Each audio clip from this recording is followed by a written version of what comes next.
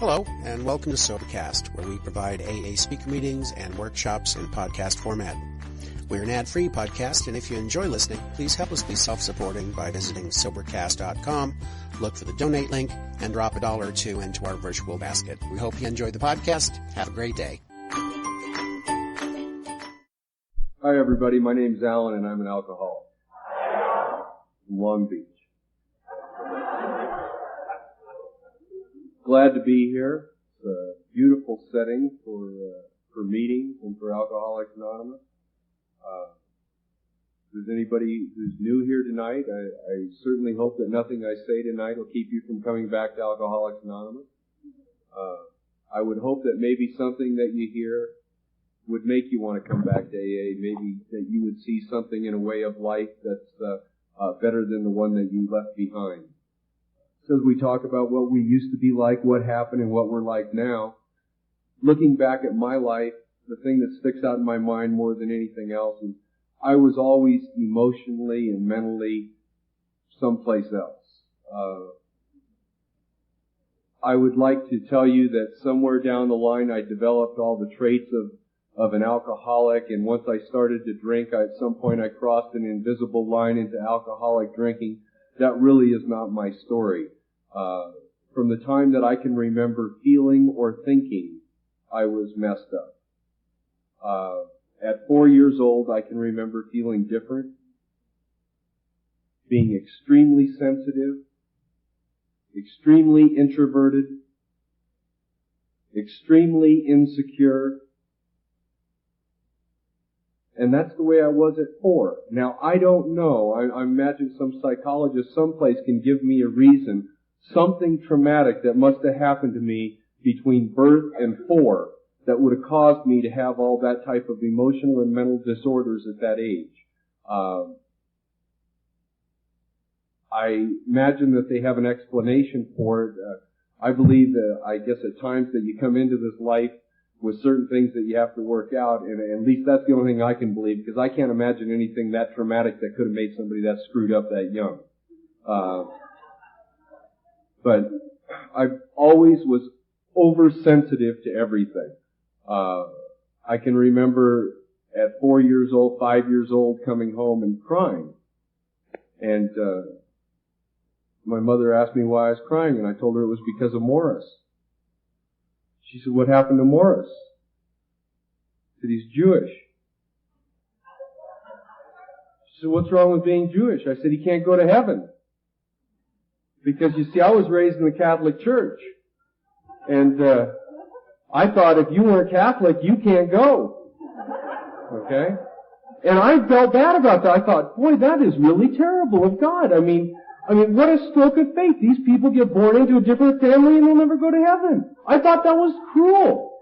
And that was the way that I understood it. Well, hell, anymore, I figure if you're not in Alcoholics Anonymous or one of the related programs, you may not make it. But, so I guess things haven't changed all that much. I could probably sum up my whole life prior to Alcoholics Anonymous by telling you about going to kindergarten. Because I was 5 years old, and all the way down the street to the school, my mother had me by the hand, and she was kind of dragging me because I kept saying no, maybe next year. I did not want to go to kindergarten. I did not want to have to go be around all those kids. I was scared to death. And finally she turned me over to the teacher, and as we walked across this big, long yard going to this old, dingy-looking building in Los Angeles, and the closer we got to that building, I don't know if any of you have ever had that kind of fear where you just feel like you're going to explode. That it just keeps mounting and mounting and mounting and mounting and mounting until you think you just can't take it anymore, and that's the way I felt. And I turned around and I kicked this lady in the leg as hard as I could, and I ran. And they finally found me 8 hours later and took me home. But that's the way that I was. And that's the way I was prior to coming to Alcoholics Anonymous. Anything I didn't like, anything I didn't understand, or anything that I was afraid of, I just kicked at it and ran the other way. And we lived in kind of a poor neighborhood in Los Angeles. My father and my uncles made a great deal of money at that time. We moved into a nice wealthy area with a nice big home and a maid and a swimming pool and all those types of things. I wish they'd have hung on to some of it, but unfortunately they didn't, and I was too young to really appreciate it at the time. The only thing I really liked was the pool. But at that time in my life, the thing to do was play baseball and football and all those types of things, and I was always pretty good at it, so I was always considered one of the fellas. But you see, I never felt like I was. I always felt like I was different. When I was playing baseball, I played 3 times harder than anybody else on that team, you see, because I had to be good. Because, you see, I didn't feel like I was as good as, I feel like people were just allowing me to be there for some reason. I felt like I was, I'd been granted some special favor to be on that team, that I had to play better than everybody else played, because I wanted to prove that I belonged there. Because, you see, deep down inside, I never felt like I belonged anywhere. I never felt like I belonged. I always felt uncomfortable, no matter if it was going to school, playing baseball, playing football with my own family. I never felt like I fit. I knew something inside of me told me that I was different. I walked around with my gut like this every single day. Finally, when I was in the 6th grade, we moved into a neighborhood that was kind of unique to any other neighborhood that I'd ever lived in before, because my family had lost all their money, and we moved back into this neighborhood. And as I was going to school, all the guys were out there standing on the street corner across from school, smoking cigarettes and really being cool, I guess is what you would call it. And I was scared. You see, I'd never been around that. But I learned something. I learned that I have an addictive personality. And whether or not it's good or bad, I'll prove that I belong to whatever it is. And it wasn't 3 months later I was out standing on the street corner with a cigarette hanging out of the side of my mouth trying to be cool. And it was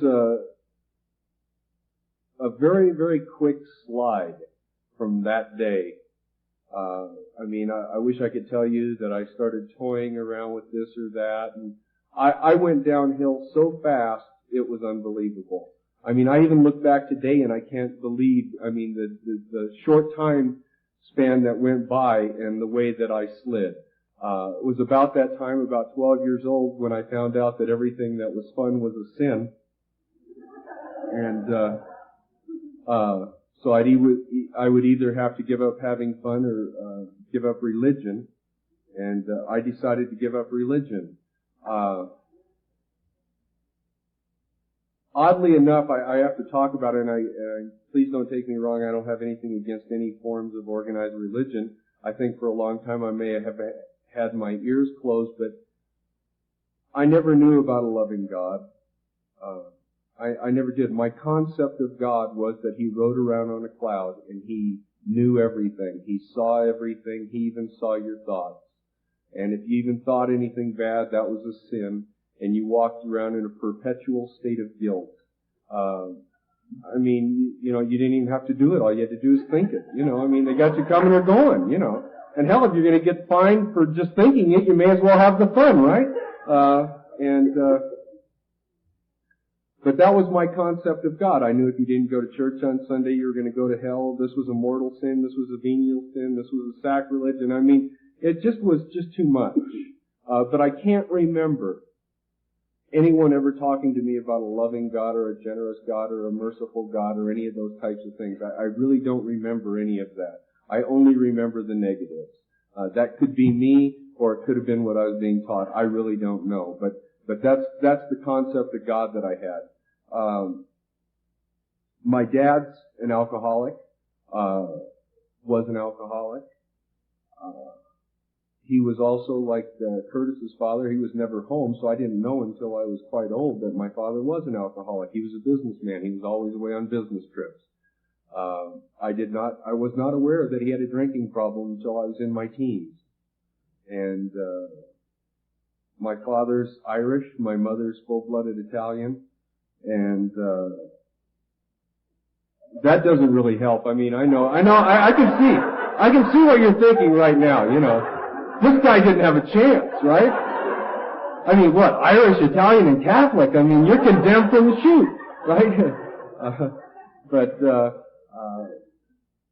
My father was the type of person that never showed any emotion, until he just died recently. And up until about 3 months before his death was the first time that I ever saw my father show an emotion in his life. And so he wasn't the type of father you could go to with, if you're talking about the fears that you had inside and all those types of things. If you wanted some understanding or some guidance, he was the wrong person. I was really never close to my father at all until maybe a year or two before he died. But when I was about 12, the thing to do was to go down to a friend of mine's house, and his older brother would go down to the liquor store and buy us gallons of Red Mountain wine or quarts of Country Club beer and things like that. And we would get drunk, and we would go down to this dance that they had in my neighborhood, and we'd get in fights with guys from other neighborhoods. And I don't know what happened to other people when they drank, but I do know what happened to me. And when I drank alcohol, everything went away. The whole world went away. I mean, all of a sudden, the knots that I had inside me were gone. The fear was gone, the shame was gone, the guilt was gone, the insecurity was gone, everything was gone. I didn't care about anything. I was not afraid of anything when I drank. I wasn't happy and joyous and one of these giggly type people that just had a ball. I didn't feel. It gave me the ability to shut off my brain and my emotions for just a little while and just give me just a little bit of peace. And I loved it.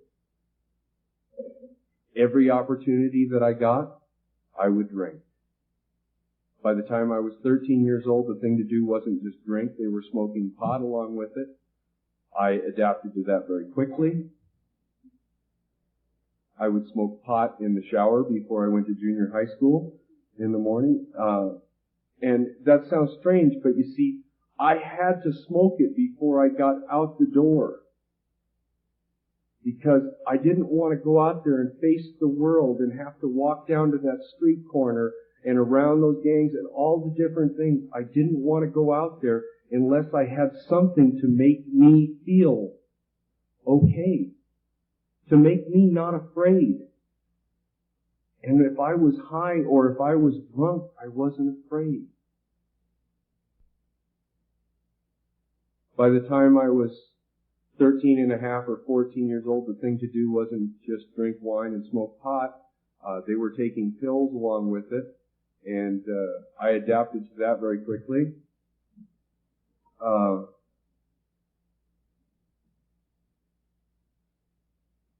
Looking back at my life, and the one thing I never want to discount God. God comes up all through my life, even though I had a warped concept of what God is all my life. I know that God has been watching out for me and protecting me since the day that I was born. And I do know that. I mean, I know that the only reason that I am standing here tonight is God. Period. The first time I ever took pills, I took 5 Seconals. And that's not the bad part. That was the good part. The bad part was that we had bought quite a few more, and I happened to have 25 more in my top pocket when we were pulled over by the police. And rather than being arrested for possession of dangerous drugs, any genius knows to swallow them all. And so I swallowed the other 25. And that was my first time. And I don't remember anything else after that other than I came to in my own bed 2 days later. Now, I don't know if people took me home that night. I don't know if I ran around someplace for 2 days. I really don't know. I just know I woke up in my own bed 2 days later.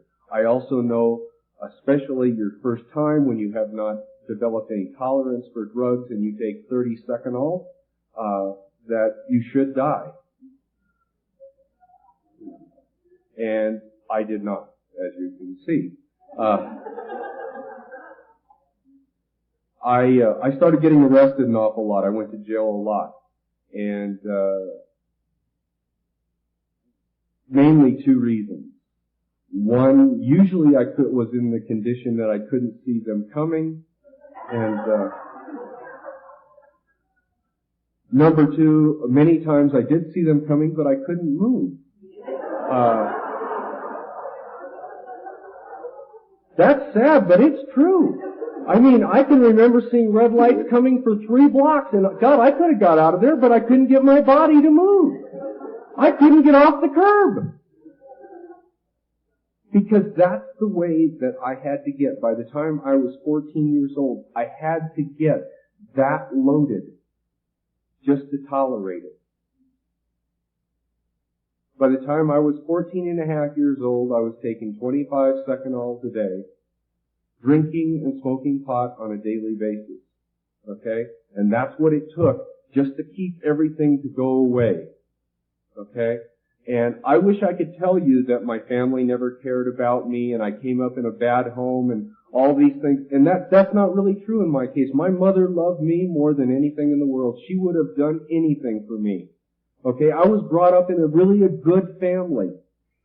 And you see, I don't know why I turned out that way. I never wanted to be that person. God, I hated the person that I was. I hated him. I hated him. And you see, now I don't know about you, but I've had little voices that talk to me my whole life. Okay? I did. I've always had this little voice that talked to me, that told me, Allan, you're no good. You'll never be any good. Just go get loaded. Just go get loaded. What the hell do you care? Just put it off to the side. You know, you're different than those people. Stay away from that. Oh, you'll never be anything, so why try? Right? That's the kind of voice I had. But you see, I always had another voice too. But that voice didn't talk to me in the same way. The one voice was up here and it seemed like the other voice was here in my heart. And it said, Allan, what are you doing? Do you really want to be like this? You see, I never wanted to hurt anybody. I really never did. I never enjoyed hurting anybody. I hated it when my mother would come down to that jail and look at me in these big brown eyes and she would be crying and she'd say, why, Allan? Why are you like this? And I didn't know why I was like that. I really didn't know. I didn't know I was an alcoholic. I didn't know I was a drug addict. I didn't even conceive that. I just knew that I couldn't live without doing these things. That was the only thing that made life better was if I could take something or if I could drink something and it'd make everything go away. By the time I was 16 years old, I had been thrown out of all public schools and I started shooting heroin along with taking pills and smoking pot and drinking wine. And finally I got arrested and I spent a little bit of time in jail, about 4 or 5 months in jail. And this time in jail, I had really made up my mind that this time I want to change. This time when I get out it's going to be different. And I would write those letters to my girlfriend and to my mother and everybody else and tell them that this time when I get out, I'm not going back in the neighborhood. This time when I get out, I'm not going to drink and I'm not going to take any more drugs. It's all going to be different this time. And you know, the sad part about it was I really believed that. And that's really what I wanted it to be. It was not a con. That's really in my heart what I wanted it to be. I got out of jail at 9 o'clock in the morning, got home in our apartment about 9:30. I walked in the door, opened the door to the refrigerator. I looked in there and there was 2 6-packs of beer in there. A little voice said, well, Allan, you spent all that time locked up inside that institution. Everyone drinks beer. Certainly to have a couple beers wouldn't hurt you. So I had a couple of beers and a little while later a guy stopped by and had some pot. He lit up a joint and handed it to me. Why not? I said, I'm going to hold that. This time it's going to be different. I'm going to make it this time. You don't have to start taking hard drugs again. But certainly to smoke a little pot wouldn't hurt anybody. So we smoked a little pot and then we went to shoot pool. And we got to the pool hall and the manager of the pool hall came out and set down 5 Secanols on the table and the cocktail waitress set down a pitcher of beer. And he said, welcome home, brother. I looked over the pills. I said, I don't want those. So why not? I said, I'm going to hold it down. I said, I'm going to make it this time. He said, yeah, and just walked away. You don't have to take all 5. Just take 2.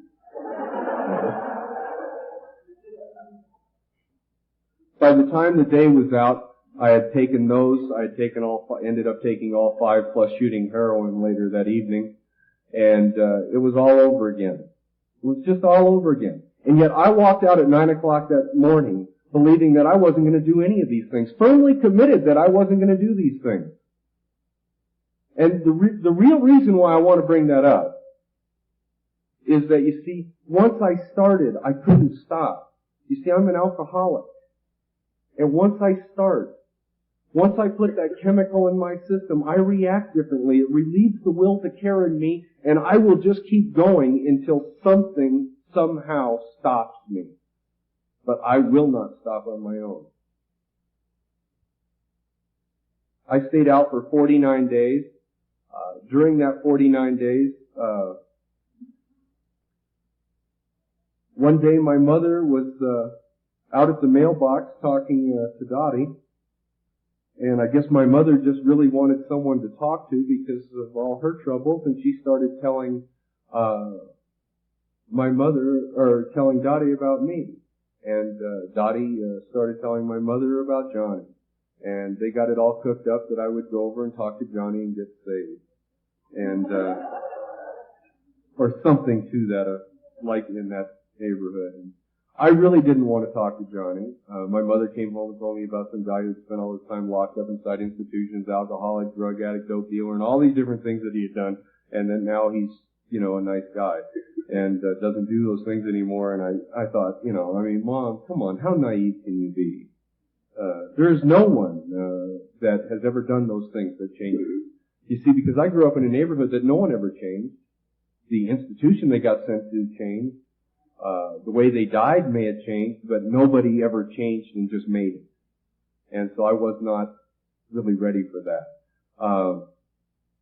Finally, one day, to pacify my mother, I did go over and talk to Johnny, and he sat down on the sofa and folded his arms, giving me this cold, stern look that he would give.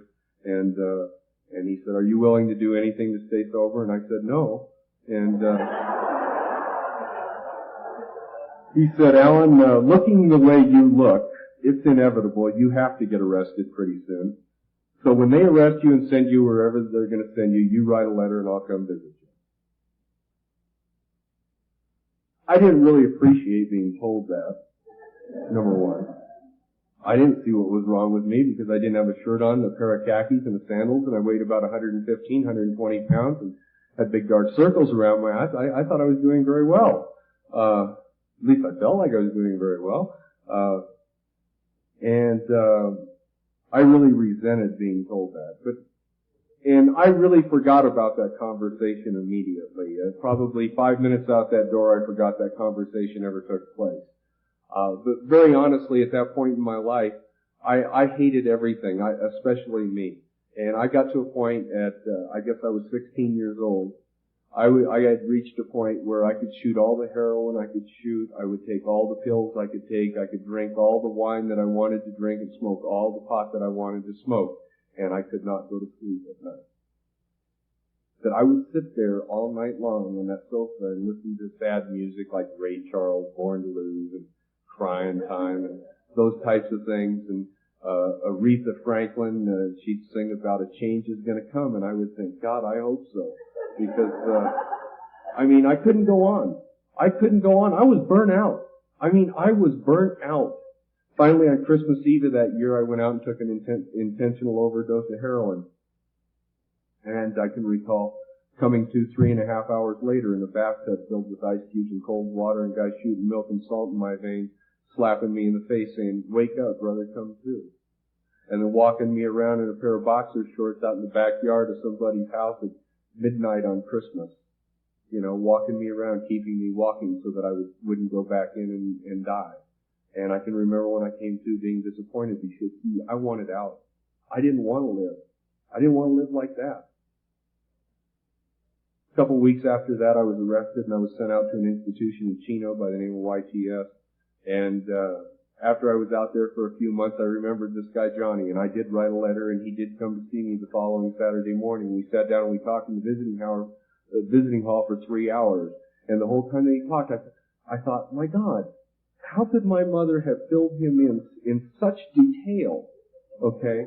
I mean, because my mother doesn't even know these things. Okay? And after some period of time in the conversation, I realized that he was talking about himself. And he told me about Alcoholics Anonymous. I started attending Alcoholics Anonymous meetings inside that institution. I was very skeptical. I really didn't believe in AA in the beginning. I thought these people just came out there and they had nothing better to do on Sunday night than was come out here and throw con games on us. I mean, that's really what I believed because I was preconditioned not to trust anybody. And somewhere along the line, I started to believe in Alcoholics Anonymous. I started to read the book of Alcoholics Anonymous, and you see, I wanted to get better. I really wanted to get better, but I read the book of Alcoholics Anonymous, and when I got into how it works, I went through step 1, 2, and 3, and I had a real hard time admitting that I was an alcoholic. You see, because my dad was an alcoholic, I didn't want to be an alcoholic. I thought maybe there was some sort of prestige that came along with being a drug addict. Yeah, I was a sick boy, but I didn't want to be an alcoholic. But I could go through step 1, 2, and 3, and even though I didn't wholeheartedly go along with it, I mean 100%, I could say, okay, I'll accept step 1, 2, and 3. But you see, in step 4 it said I was going to have to sit down and write out an inventory. And I was going to have to set down on paper the things that I wouldn't even admit to myself were true. Things that were nightmares. Things that I didn't want to remember. Things that no matter when they came into my mind, no matter where I was, I found a way to get rid of them. Whether or not that was sniffing gasoline out of a lawnmower, shooting heroin, drinking alcohol, smoking pot, taking pills, stealing preps off from the paint shop in jail, or whatever it was, I found a way. Somehow, I will never do this. Okay, much less in step 5, it says I was going to have to admit to God, to myself, and to another human being the exact nature of what all these things were. And I knew I couldn't do that. I couldn't much less admit to myself what they were, much less sit down face to face and tell another human being. And I closed the book. But I didn't close it soon enough.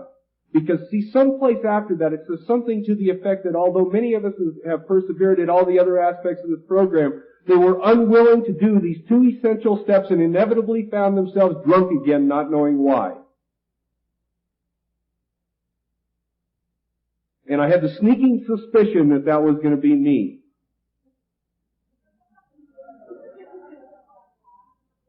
And I didn't disappoint myself. After a year, I got out of that institution. I stayed sober for 19 days. After 19 days, I went out and got drunk again. It was all over one more time. All my hopes, all my dreams that this time was going to be different. This time I'm really going to live on the outside of an institution. This time I'm going to really have a normal life. This time it's all going to be different. This time I can really get it together and it's all gone. 19 days, it's all gone. I was like a crazy person for 3 days. Absolutely and total insanity. For 3 days. I could not go to sleep. I just got loaded, and more loaded. Finally, after 3 days, after the first day, my mother told me, she says, Allan, just please leave. Don't come back here. It's not that we don't love you, because we do, but you are crazy. And you're going to kill yourself or somebody else. And, it's not that we don't care, because we do, but you have to leave and never come back to our home again. After 3 days, right before I went back to my mother's house, I was standing in a telephone booth and a police car pulled up. I had a pocket full of pills. I swallowed them all because I didn't want to be arrested for possession. That's a violation of your parole. And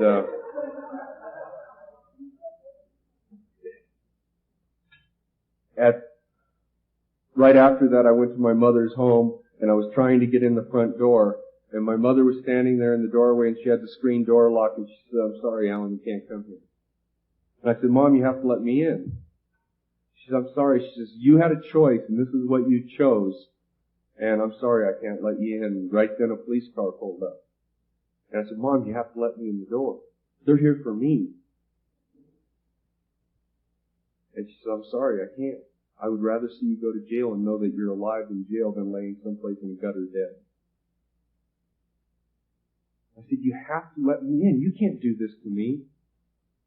She said, I'm sorry.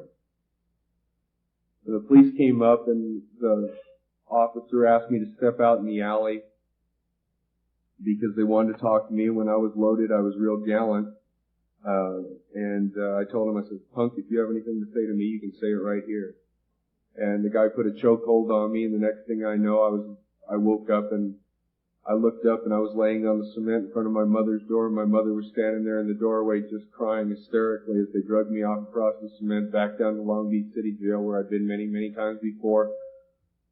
And by that time, all the pills that I had swallowed had hit me, and I ended up getting somewhat of a skirmish with the jailer. And one took me by the hands and one took me by the feet, and they carried me down the hall to the drunk tank, and they swung me up against the wall inside the drunk tank, and I fell down there. And I can remember reaching in my pocket and lighting a cigarette, and the cigarette fell down, and I was watching it just burn a hole in my leg, and I couldn't move my hand anymore. And then the next thing I know, it was maybe 18 hours later, and the guy standing over me saying, whoa, we didn't think you were going to live. And it was all over again. It was all over again. I had 3 days of drinking and taking drugs, and it was all over again. The parole board told me when I left Chino that if I got arrested for littering, I could expect to finish my expiration date out. My expiration date was 2.5 years away, and I was sitting there thinking about having to do 2.5 years for being a common drunk.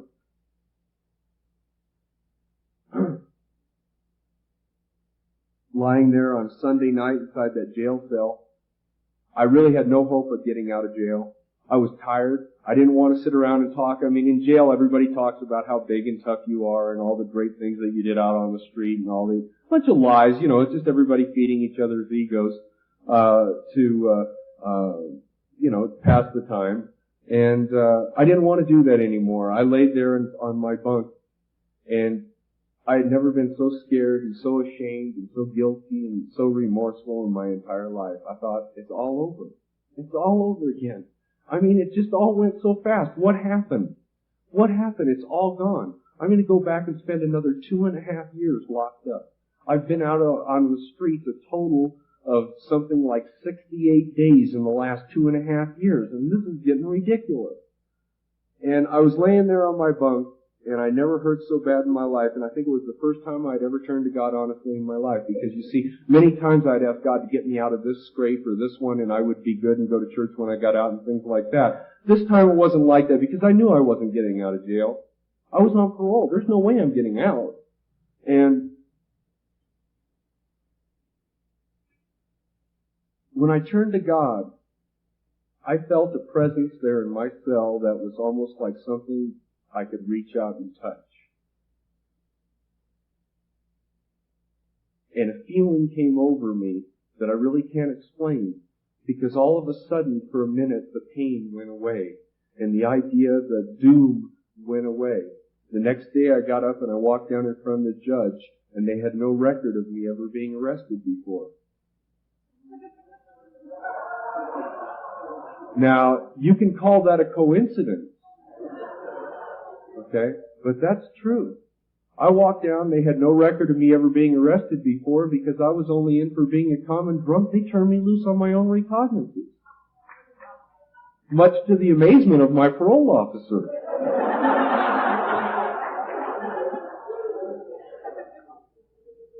And when I walked out of the jail that time, I was willing to do anything to stay sober in Alcoholics Anonymous. And that night, Dottie called, and they were going to an AA spaghetti dinner, and I can remember, going to that AA spaghetti dinner, and I was just as excited as could be. And I thank God for the sponsor that I had when I came to Alcoholics Anonymous, because he did a lot of things for me that I don't see a lot of sponsors do, and that is that he taught me a lot of things. He taught me how to be a human being, number one. You see, because I didn't walk like everybody else, I didn't talk like everybody else, I didn't act like everybody else, and I would be walking as if I was still doing time inside some institution, and he would look at me and say things like, where do you think you are? And I said, what do you mean? I said, well, what's with this walk? He says, this is an AA meeting, this isn't jail. Oh, okay. And he would criticize me just enough to make me look at the things that I do and the way that I talked. And I appreciate that. I really thank him for that today, because today I can go into any facet of life, and I do very often, okay, in business meetings with presidents or chairmen of boards of different companies and things like that. People don't know. Unless I tell them, they don't know where I really came from. They really don't know where I came from. The only way that they'll know is if I tell them. Okay? And you know what? In a lot of cases, if it ever comes up, I do. I'm not ashamed of where I came from, because I'm not ashamed of who I am today. And I got my first job working in a car wash for $1.40 an hour, because I couldn't get a job anyplace else. And I worked.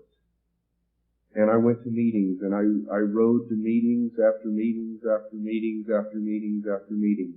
When I was 30 days sober, I did my fourth and fifth step. The thing that I said I would never do, I did. You see, because I didn't want to drink again. After a couple of years of odd jobs, the highest paying of which was $2.12 an hour, a gal on the program felt sorry for me and got me a job in sales. And from the day that I got into sales, I've been successful at it.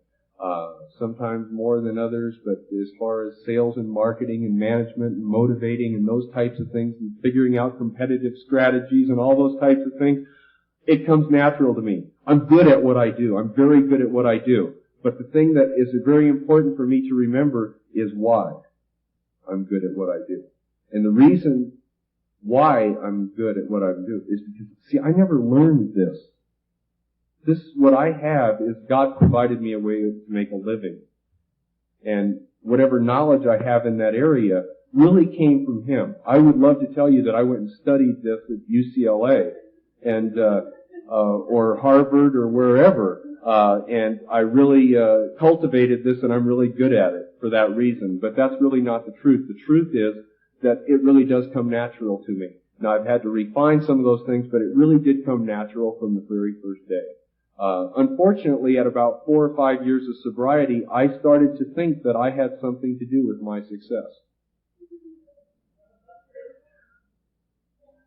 I also found some other pitfalls in that at about 2 years sober, they had me running here and there and everywhere, and 4 nights a week or 3 nights a week I'm going to speak someplace. I'm speaking at the Southern California Convention, I'm speaking at the Palm Springs Roundup, and I'm speaking at all these places.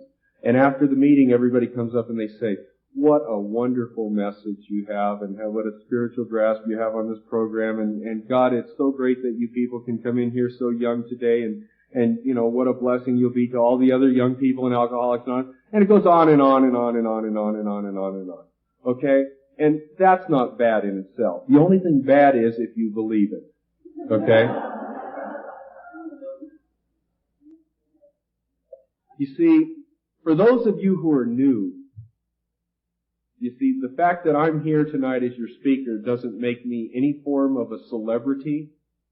Doesn't mean I know one damn thing more than anybody else. Just means that I happen to be the one standing behind the podium at the moment. That's it. The highest status that we can achieve in Alcoholics Anonymous is being a member. That's it. Now, a lot of people think that they can get above that somehow, and they strive to get above that, but I'm here to tell you the highest you get in AA is to be a member. And that's it.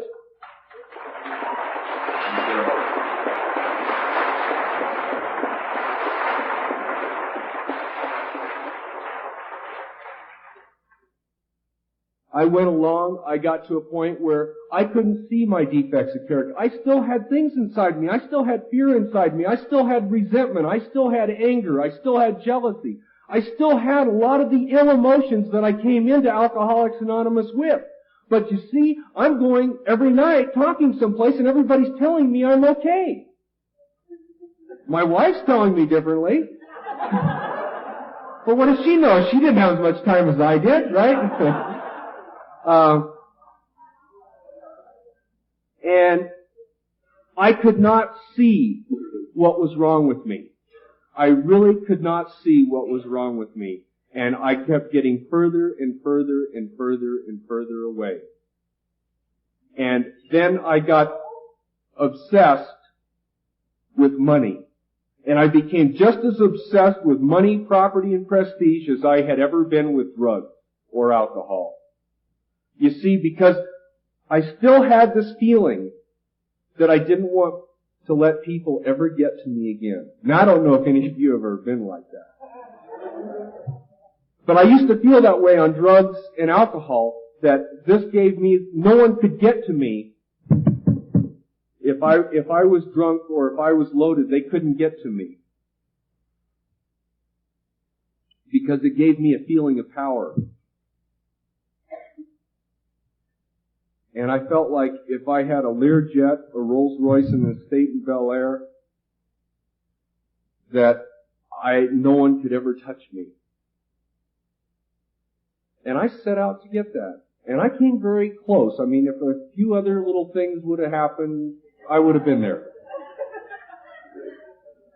But you see, here I am, I'm 25, 26 years old, 25 years old, I'm president of this company, and own the, a percentage of the stock, and I'm meeting with people who are senators or congressmen, assemblymen, and mayors, and head of the Public Utilities Commission, and people like that. And I mean, I was really impressed with all this. You see, I felt like I put me there. I felt like I had something to do with it. And you see, this really, I mean, when you're out there in all these pursuits, it's real hard to find time to go to Alcoholics Anonymous meetings. And, I mean, there's a great deal of stress involved in all this too, because you have to be thinking all the time. And after 7.5 years of sobriety, I decided that it would be okay to just smoke pot. That probably I'm really not an alcoholic, that I'm probably just a product of my environment. You see, I grew up in that tough neighborhood on those street corners, and, I'm not sitting over on a street corner anymore guzzling a gallon of Red Mountain wine. I'm very successful, I've got it all together, I have all these things, and I could probably just smoke pot. And I did. 2 weeks later, I started to drink. For 1.5 years, I drank and smoked pot on a daily basis. I functioned. I still went to my office. I still functioned. I tried to come back to Alcoholics Anonymous on many, many, many, many, many occasions. Okay, I stood up many, many times as a newcomer, and I could last all of about 8 to 12 hours without drinking or taking drugs. And finally, after a couple of years of that, I was introduced to a drug called cocaine. And bad drug for an alcoholic. Terrible drug for an alcoholic. Because if you snort enough cocaine, you never pass out. And you can just keep drinking and drinking and drinking, and when you get too drunk, you snort a little bit more cocaine, and that kind of balances you out. And if you get too hypertensive from all the cocaine, you just drink a little bit more, and you just play a balancing act between Johnny Walker Red Label Scotch and cocaine. And that's what I did. And from the very beginning, it was bad. I mean, I probably had the equivalent of maybe $150, $200 a day habit from the very first time that I used cocaine. And I started using it on a daily basis from the very first time I used it. And my capacity for alcohol increased dramatically. I went, up to maybe a quart to even as high as 2 quarts of Johnny Walker Red Label Scotch a day, along with the cocaine. And I got to a point where I could no longer function. Okay, I developed severe sinus problems.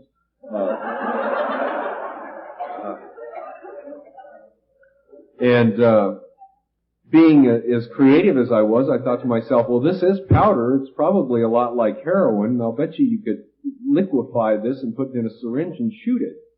And then that way you wouldn't have all this trouble with your sinuses. And I started to do that. And I did that for the last 4 months before I finally ended up back in Alcoholics Anonymous. And I want to tell you that for 4 months, pitiful and incomprehensible demoralization would have been a major step forward for me. I've never been through anything like that in my entire life. I mean, it was a total nightmare. It was a little bit dangerous because I had just enough money to be able to lock myself up in that place for days. I mean days, 4 and 5 and 6 days of shooting cocaine every 5 to 10 minutes without sleeping, without eating, without doing anything. Just sitting there and shooting cocaine and drinking scotch. Day after day after day. In your mind, you just become, the only word that I know is demented. I mean, just totally demented to where the paranoia is just swallowing you alive. I got to a point where I felt like I was burning up all the time, and I can remember laying in a bathtub for over 24 hours, and I had set my cocaine and my scotch next to the bathtub and laid there in cold water and shot cocaine and drank scotch around the clock.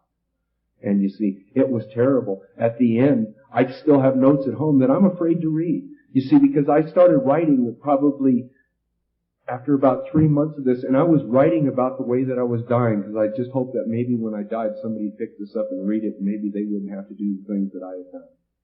Okay, because see, I knew I was going to die. And I couldn't stop. I tried and I tried and I tried to stop, and I could not stop. Finally, I went to the Southern California Convention, and I stood there in the hall, and I looked out across that hall, and there must have been 5,000 people sitting in that room, and I can remember standing there saying, I would do anything to be a member of Alcoholics Anonymous again. You can keep the $1 million, you can keep all these other aspirations that I have. You know, all I want to do is be a member of AA. I just want to be sober. That's all I want. I just want to be sober. I stayed sober for about 6 hours. And I knew I couldn't stop. And I was running out of money. By this time, I'd had someplace between a $500 and $700 a day habit. Just check out. And I went and I filled up a syringe with heroin, and I filled up another syringe with pure cocaine, and I tied off both of my arms at the same time, and I shot the cocaine in one arm, the heroin in the other arm, took a gulp off a water glass full of scotch and fell face forward on the bed. And when I fell face forward on the bed, it was just, boom. And it was all over. I looked down and I saw me laying there on the bed, and I remember looking down and saying, well, Allan, you finally did it. You're 27 years old. You finally killed yourself. You see, because I knew it was going to happen. It had to happen sooner or later. You see, because God has given me so many breaks and been so good to me all my life. I mean, how could I be rescued one more time? I mean, no one deserves all the chances that I've had. And I knew it had to happen sooner or later. I can remember coming to the next day. And I can remember going over and having coffee with Dottie and asking her if I was alive. You see, because I didn't believe I was. I thought I was in hell.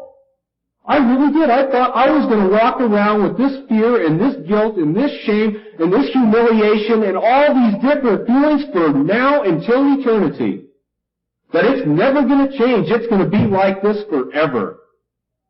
And that's really what I believed.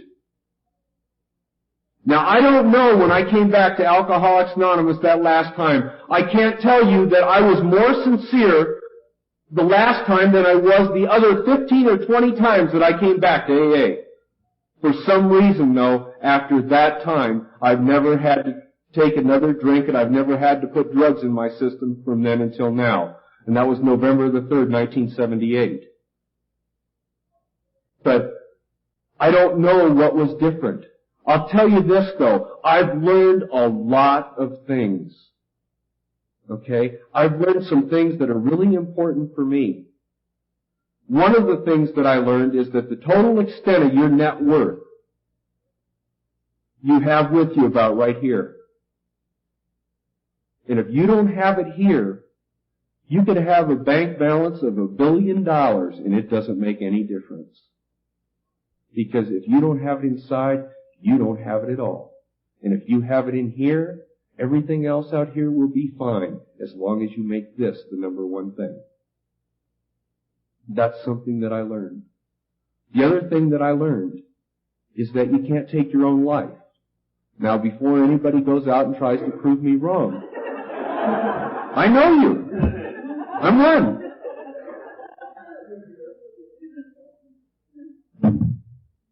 If you think You can screw up other people's lives, screw up your own life, and be a rotten SOB all those years, and that you can just go take a bottle of sleeping pills or blow your brains out and get out of it all. I don't believe God set things up that easily. Okay? You see, because I really believe at one point I went just beyond that. And I remember seeing my body down there dead. And I believe we can kill this thing here, but I don't think this is all that we're made out of. I believe for me that I have a spirit inside me. Okay? And it's very important what I do with that spirit. Okay? I believe that I've got to grow. And it talks about here in the book of Alcoholics Anonymous, it says that we must continue to grow along spiritual lines. Okay? And yet, I didn't do that. Somehow or another, I missed that. I really did. You see, I was sober in the program of Alcoholics Anonymous for 7.5 years, and the God that I believed in was still the God that I learned about in the Catholic Church when I was a little kid. Even though I could stand up here at the podium and talk about a different God, in my heart I still had that old God.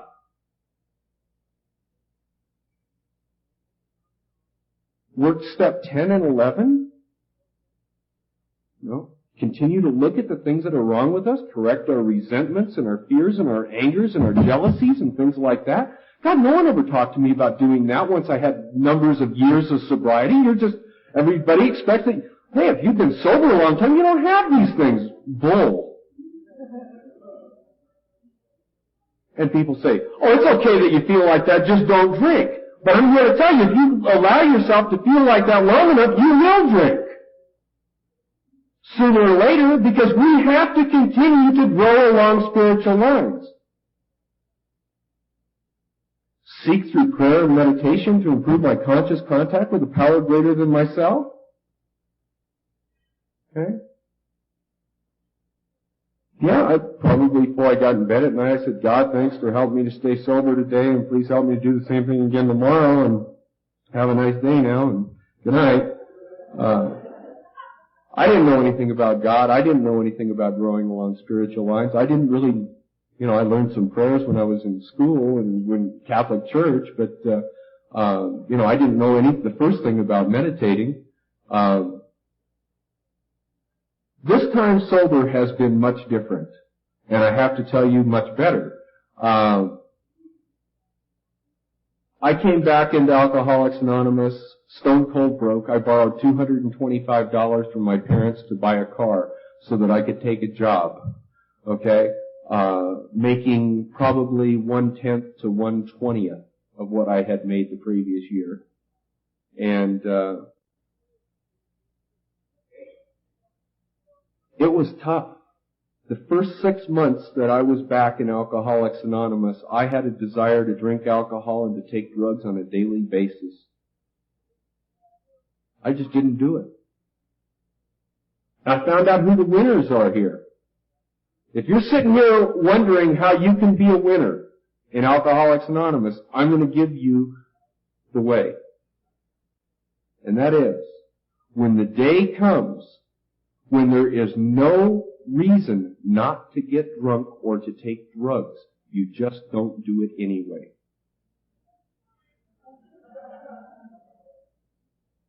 When there seems to be no reason that your life is worse sober than it was drunk, and you can't find one reason not to get drunk, you just don't do it anyway. Because I had to do that a lot of days in a row. Because coming back to Alcoholics Anonymous was a very humiliating experience. Because you see, I had been around and I had been a big speaker here, there, and everywhere, and all of a sudden I'm a newcomer. I've got guys that I watched came in, coming over saying, gee, it's good to see you back. And I'm thinking, oh God. It hurt.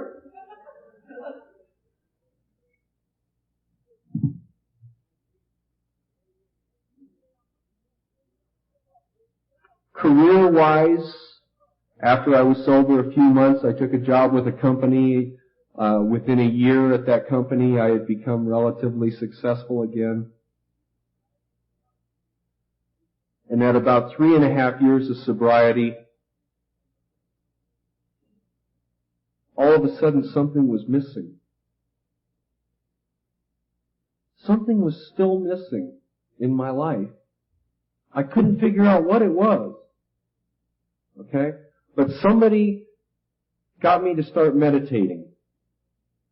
And the minute that I started meditating, I got this incredible curiosity as to how to develop a real relationship with a power greater than myself. You see, because I knew that that was what was missing. You see, I went to Alcoholics Anonymous meetings. I went and talked at meetings. I went and I fulfilled my job and I made good money and I had material things and I had all that. But you see, inside, it wasn't complete. I still felt like there's gotta be something more. And I realized today that that thing that is something more was, for me, having to develop a relationship with a power greater than myself. And there was a lot of, I worked for a very, very large company. I was close to the top of that company. And there was a lot of political battles back and forth. I mean, these guys made what people did in jail look like lightweight things. I find out today that the business world can be a lot more cutthroat than the streets. But it's nice seeing as though I have, I've been around the both, so it makes it easier to deal with. But I was really kind of at a stage where either I could become like them and be a cutthroat to go over somebody else's back to get above them, or I could just choose to walk away, and I chose to walk away.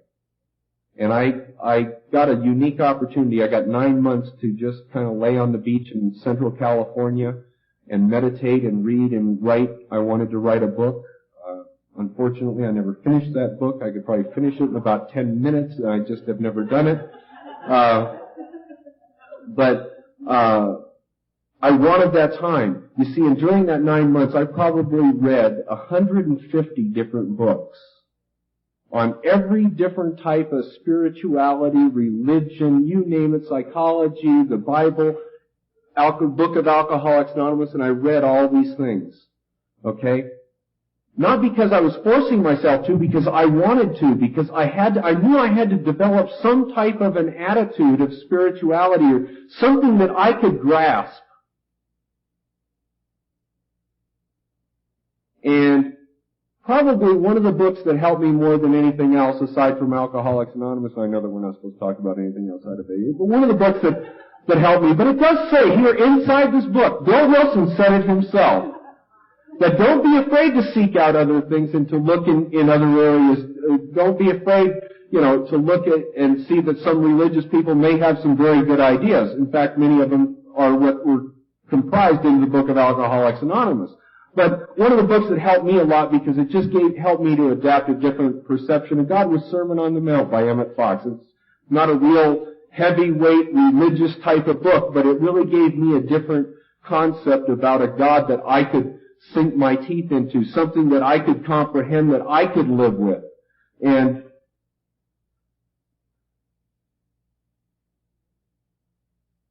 at the end of this time, the one thing that did come to me, though, I was sitting on this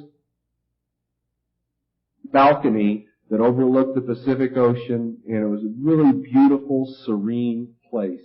And I was sitting there, and I walked over, and I picked up the Book of Alcoholics Anonymous, and I started to read the Book of Alcoholics Anonymous over again. And when I read the 12 steps of Alcoholics Anonymous, it was as if I could see that the essence of all the other things from the beginning of time were incorporated into 12 steps that were so simple, yet so powerful, that really it took the very essence of everything that all these people were trying to say about the way to live, okay, and they put it into 12 steps and they called it AA. And that really is the truth. That really is the truth. You see, I believe what goes out comes back, and a lot of good things keep coming back to me. My life today is better than it has ever been. Okay? I have more today in every single way. I mean, there isn't one way that I don't have it today. Because you see, I feel it inside. I'm at peace with myself. I respect myself as a human being. I'm at peace with God. I have material things. I have an abundance of material things. Those things have come to me. Okay? I don't believe I have to go fight for them, and I have to push and shove and to cut corners and to take from other people in order to have those things. And when I made the commitment that I would not do things like that in order to have them, I got them all. You see, because I believe, okay, I really do believe what they say when we stand up at the end of an Alcoholics Anonymous meeting, because you see, I searched. I wanted to find out, what is this God? Who is God? What does He look like? Does He ride on a cloud? I mean, who is God? What is it? What is this power greater than ourselves? What is it?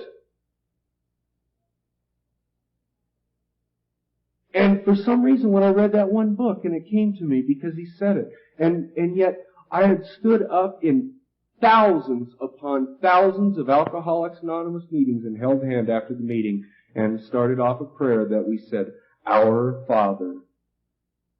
Our Father. And today, I really believe that God is my Father. And if God is my Father, He doesn't want to sell me short.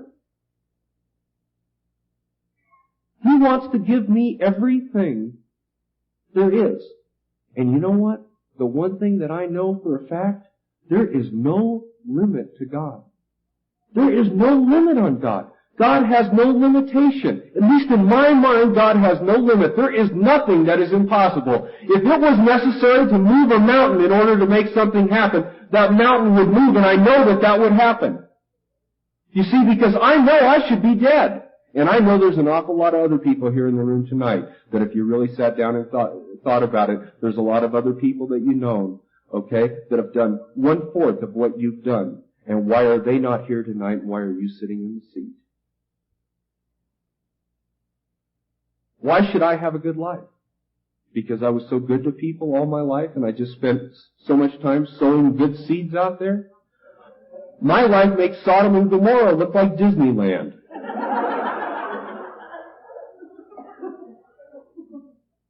So evidently,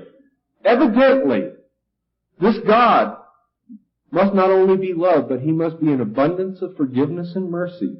Because you see, He sure has shown that to me. He sure has shown that to me.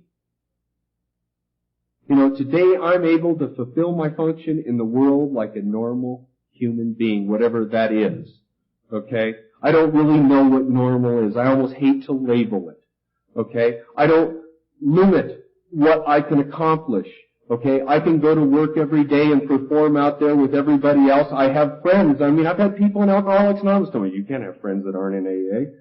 You know, I have friends that aren't in AA. And they're nice people.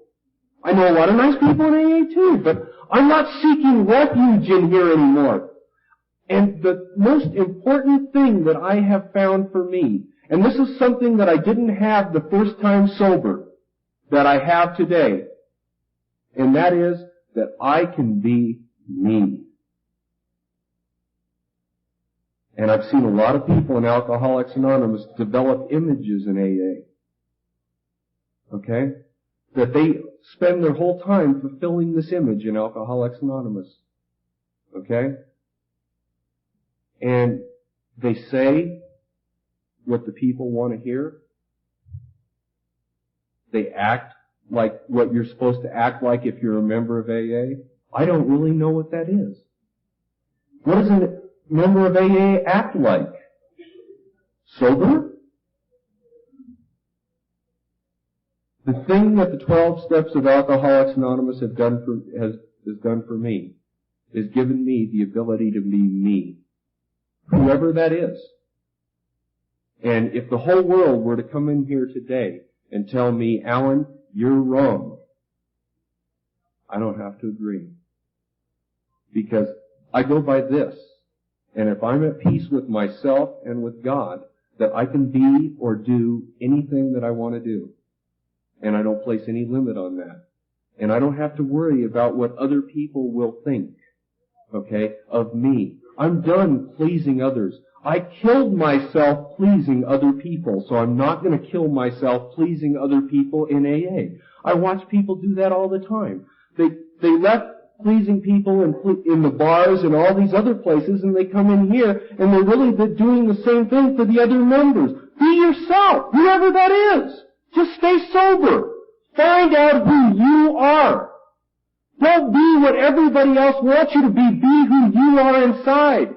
Because every single one of us has our own little identity inside. Okay? And it's when you find that you find the whole thing. And that's the thing that I'm finding more and more and more today. Fortunately, just before my father died, and maybe a year before my dad died, he was in the hospital dying, and I didn't realize. One day it came to me that I had never heard my dad ever mention God in his life. And I went to my mother and I asked my mother, does Dad believe in God? And she said, no. And I said, he doesn't believe in God at all? She says, no. He just believes you're here, this is it, and you're gone. And that's it.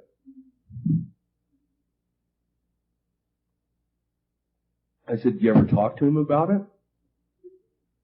She says, hell no, I'm not going to talk to him about it. She says, you know your dad. Nobody in my family would go talk to my dad.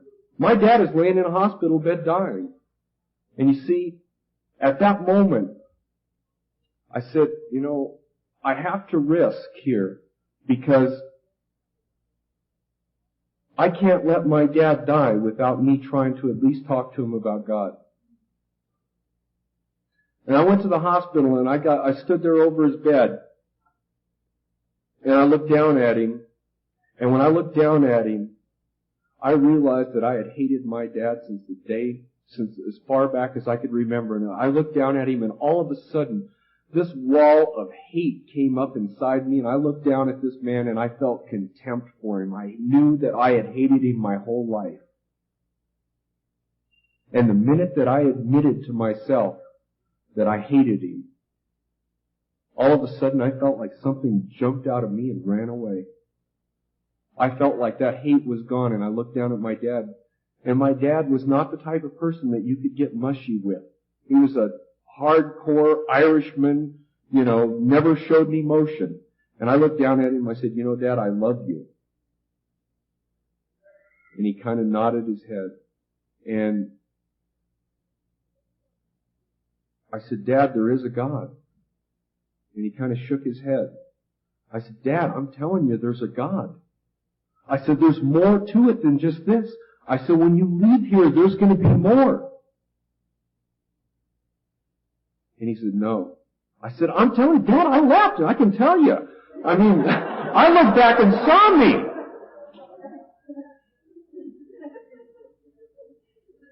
I said, Dad, I've never asked you for a damn thing in my life. And what I'm asking you right now is when I leave, that you'll close your eyes and just say, if there's a God, please let me know. And he turned his head away for a minute, and then he looked back at me, and all of a sudden, his eyes were bright, and he had a smile on his face. Now, my dad never said another word, but you see, I know in that minute that God touched him. You see, I know that. I know that for a fact. The day my dad died, I was there at the hospital, and I got to spend some time with him, and I got to kiss him on the cheek and tell him that I loved him before he died. And Now, my dad was too weak at that point to say, hey, Allan, I love you too and I'm proud of you. But you know something? I know that he was. And you know what? I was so grateful to be able to have that opportunity. And you see, I learned that type of courage to be able to do things like that in Alcoholics Anonymous. For those of you who are new, take advantage of every single thing that this program has to offer. And because it is limitless. Don't limit yourself as to what can happen in your life. Don't say, I can only get to this point. Because you see, there is nothing that is impossible. If we will incorporate the 12 steps of Alcoholics Anonymous into our lives and try to do something for another human being, there is no limit to the good that can come into our lives. And it's an experience that no one should miss. If you think that a drug or alcohol could replace the feeling that I have right now, it's impossible. It is absolutely impossible. And every single bit of it is available right here, and it's available in the book of Alcoholics Anonymous in the 12 steps of Alcoholics Anonymous. I get scared when I hear people say, oh yeah, I really worked the hell out of the program. I'm going to 7 meetings a week. Has nothing to do with working the program of Alcoholics Anonymous. They may be coming to look at the fellowship of Alcoholics Anonymous 7 nights a week, but it doesn't have anything to do with working the program of AA. The program of AA is laid out in 12 steps. And if we will work those 12 steps, amazing things will happen in our lives. We will do a 180-degree turn and our lives will be beyond comprehension. And it's available in the 12 steps of Alcoholics Anonymous.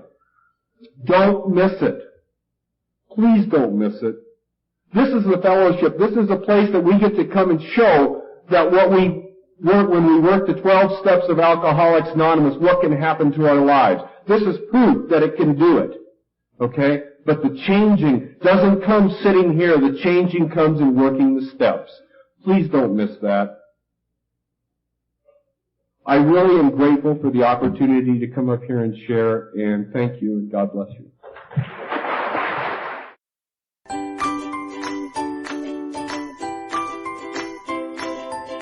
Thanks for listening. I hope you enjoyed the podcast. Sobercast is ad-free, and we'd like your help in order to keep it that way. So if you'd like to help us be self-supporting by pledging $1 or $2 a month, visit Sobercast.com and look for the donate links. Thank you very much.